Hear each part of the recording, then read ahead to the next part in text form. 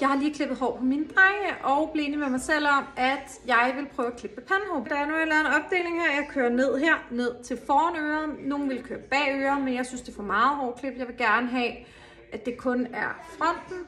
Det I kan se her, det er, at det her hår, det er sådan noget fint babyhår.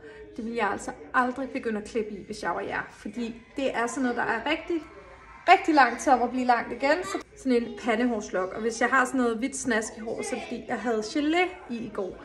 Den her mængde hår er altså det, jeg vil klippe i. Og hellere tage lidt af gangen, end at tage for meget første gang. Jeg klipper egentlig bare op i det her. Så tager vi den herovre. Trækker vi den over til den anden side. Bum. Ved at trække over til den anden side, så det punkt, der kommer til at være, ja, eller I kan faktisk se det her, så kommer det til at få sådan en fin linje. Gør lige det samme en gang til. Bum. Tager den. Nu ligger den sådan op på kindbenet. Og så slipper vi halvdelen cirka centimeter mere. Ej, jeg føler virkelig, at jeg ser genial ud, når jeg står sådan her. Kører lige en lille smule nedad, bare for lige at samle spidserne. Så føler egentlig godt, den kunne være der. Nu har jeg ligesom et lag, der er kort, og et lag, der er en lille smule længere, og det kan jeg egentlig ret godt lide, fordi når jeg styler mit hår med min airwrap, så kan jeg ligesom få den her facon. Ja, det er svært at vise fedt ud.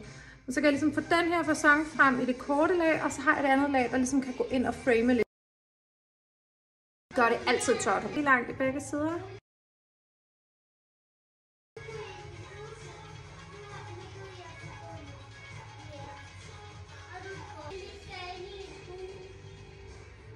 Smule længden også på det lidt længere, sådan så det ligesom får lov at fade sammen.